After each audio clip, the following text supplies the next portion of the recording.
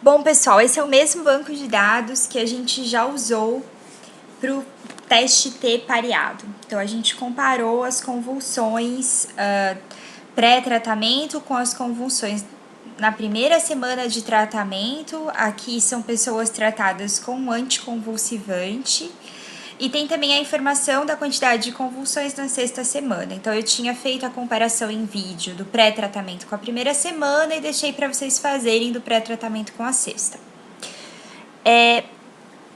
Eu quero usar de novo esse banco de dados para testar como fazer o correspondente não paramétrico do teste T pareado. Então, lembrando que testes não paramétricos são uma ótima opção para quando a gente tem um N menor que 30 e quando a nossa amostra não é normal e não tem homogeneidade de variâncias. Então, nesse caso,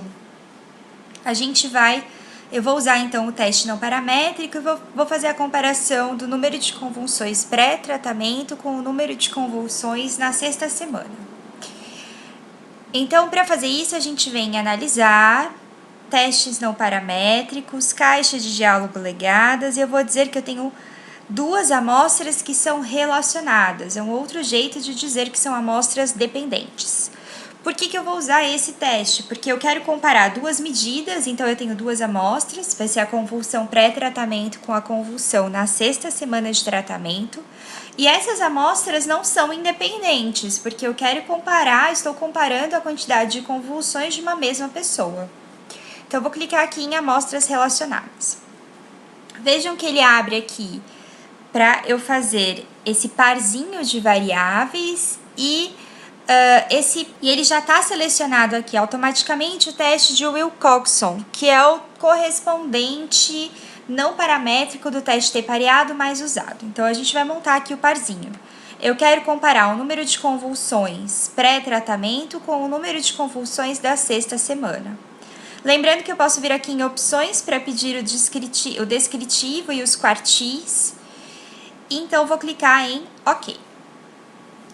Então, vejam que ele libera aqui para mim a estatística descritiva, a média, o desvio padrão. Além disso, ele também libera para mim a mediana e o primeiro e terceiro quartis. Então, eu tenho aqui o primeiro, o segundo e o terceiro quartis, que são informações importantes para quando eu estou montando um gráfico.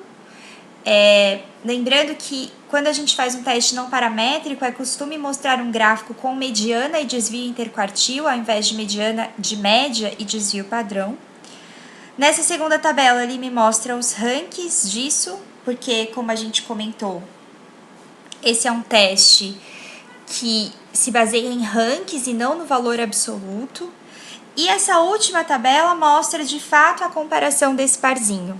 Então, como é possível ver, o teste de Wilcoxon, ele libera um valor de Z. E ele nos mostra aqui um valor de P. Então, como P foi muito menor que 0,05, eu vou entender que existe diferença do número de convulsões da primeira semana do pré-tratamento para a sexta semana de tratamento. Eu sei que o número de convulsões na sexta semana foi menor, porque se eu olhar a média de convulsões na sexta semana foi de 4,3 e na semana pré-tratamento foi 5,6.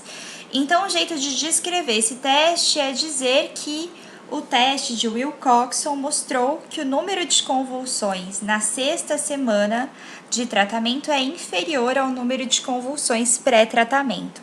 Então, na frente, eu vou colocar o valor de Z e o valor de P, dizer que meu P, nesse caso, foi menor que 0,001.